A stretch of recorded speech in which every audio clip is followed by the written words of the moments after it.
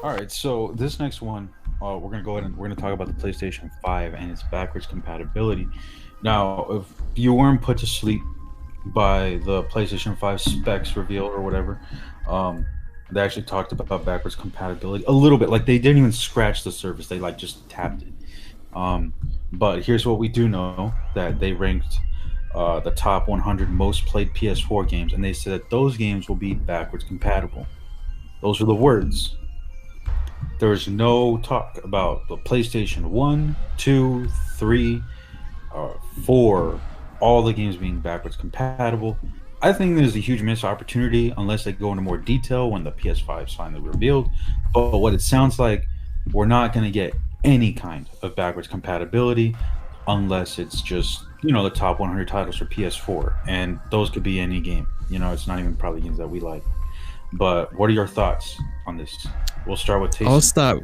Yeah, I'll start because they recently provided a clarification update within the past, I'll say 36 hours. Okay. Let's go. Yeah, and that was to say that, in fact, so the way it was interpreted from Mark Cerny's presentation, I think to many was that, currently they've tested, the top 100 PlayStation, or not tested, but they've got most of the top 100 most played titles for the PS4 working on the PS5, and they aim to eventually have most of the 4,000 plus library working on the PS5. But they've recently clarified that they aim to have most of the 4,000 library working by the launch of the PlayStation 5. Okay. So there's actually going to be a much larger number working, but it still doesn't provide any guarantees of some that may not work, or at least at launch. Will there be any that don't work even by the end of its life cycle? I believe it's due to the clock frequency of the PS5 causing issues for games on the PlayStation 4, so they need to be tested. But in saying that, will these be things that they're requiring patches to be able to work on the PS5 no matter what? Or is it the games that will be confirmed to work prior to the launch of the console will work without patches, like they've worked that all out in the built-in, software and hardware, and then those that are sort of fixed after the release will, work through patches. And sort of like they said, they've mentioned, about the possibility of some games where the software, the developers wish to be able to provide some forms of improvement updates to work on the PS5 at higher resolution or frame rate and so on. But regardless, it still just instills that uncertainty that's like, are we better off just to make sure we've got that PS4 or PS4 Pro and we play those games on the system that it's natively built to run on perfectly, in terms of compatibility and the hard drive space in those consoles, and not have to worry too much about playing a potentially an enhanced version or a version running somewhat similarly on the PS5, when we could save ourselves needing to buy an external storage device for those games and saving the hard drive space on the PS5 for PlayStation 5 games. So it's interesting. But when you mentioned the backwards compatibility, I think there is a possibility that it could have some form of backwards compatibility.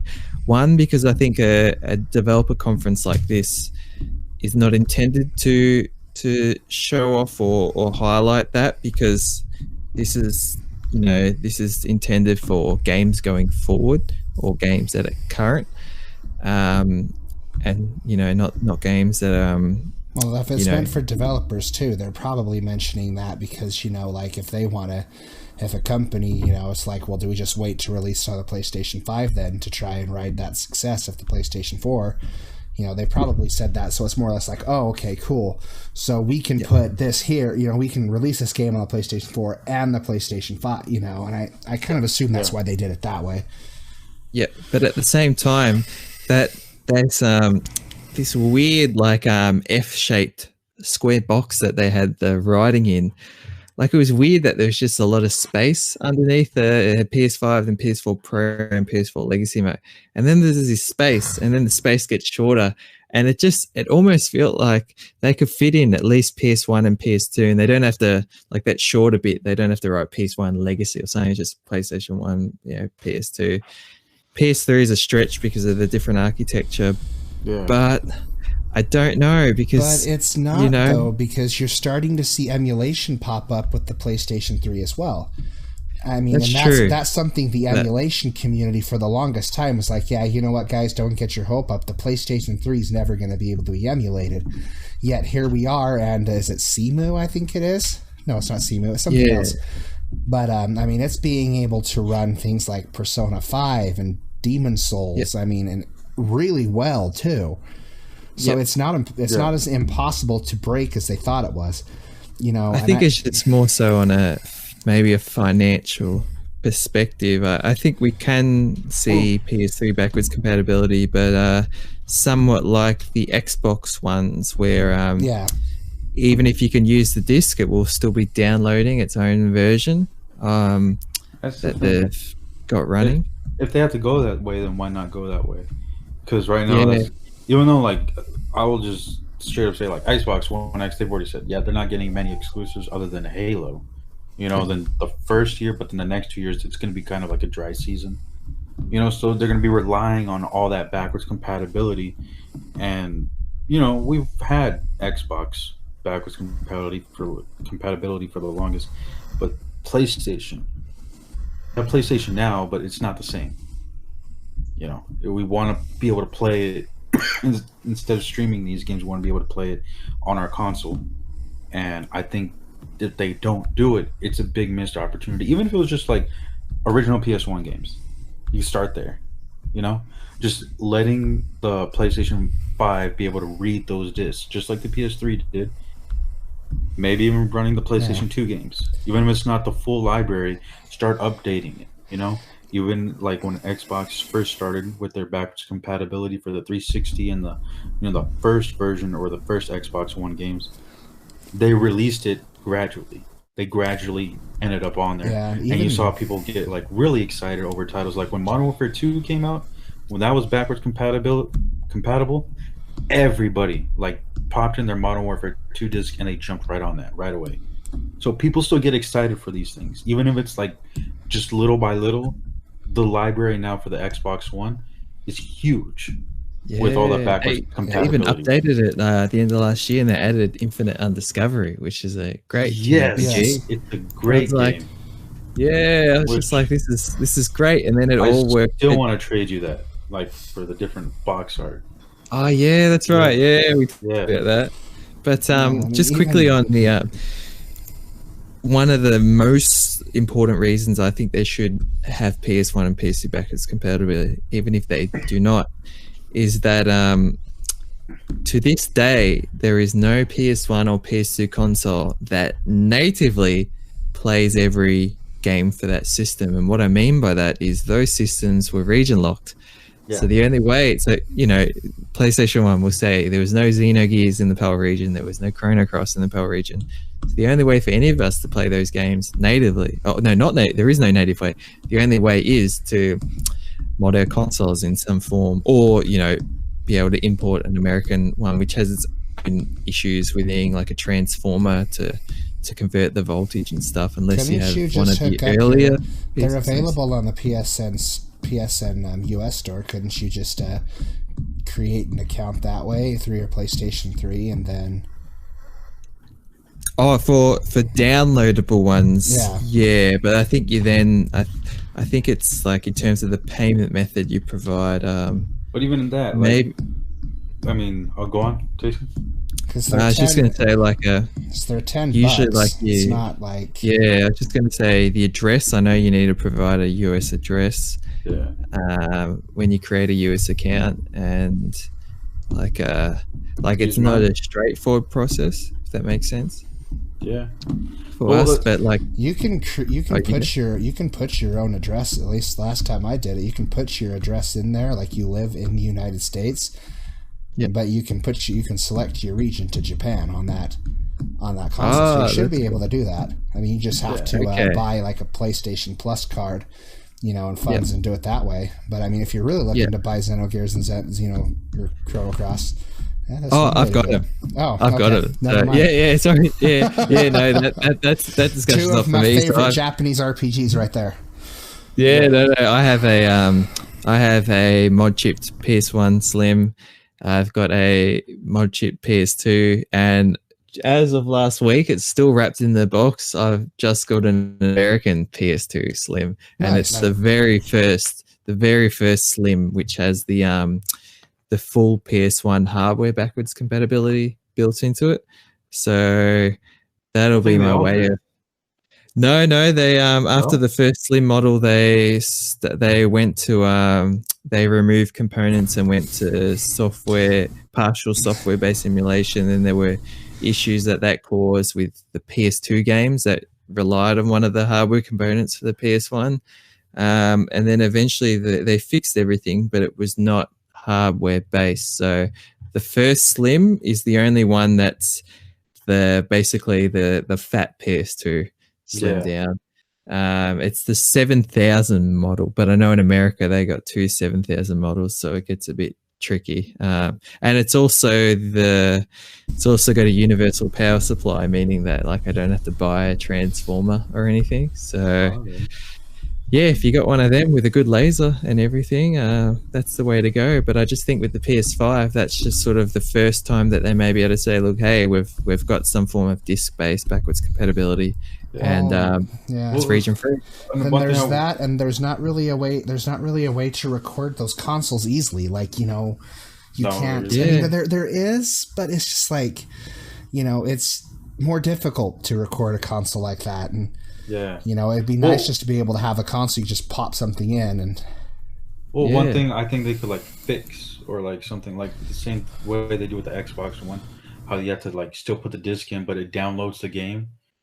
Why not have it where if we have those PS1 games that are already on the PSN store, because there are some PlayStation 2 and PlayStation 1 games that are already on the PSN store, for the both PS3 and PS4, and obviously the PS5. I'm pretty sure they'll have them. If we have those copies of the games, why not when we pop the disc in, it just downloads it like the way the Xbox does? But we need the disc to activate, the game. Then it runs it off our hard drive or whatever. Xbox had no problem doing it. Yeah, they still have it in the marketplace, but once you pop the disc in, it unlocks the game for you to play.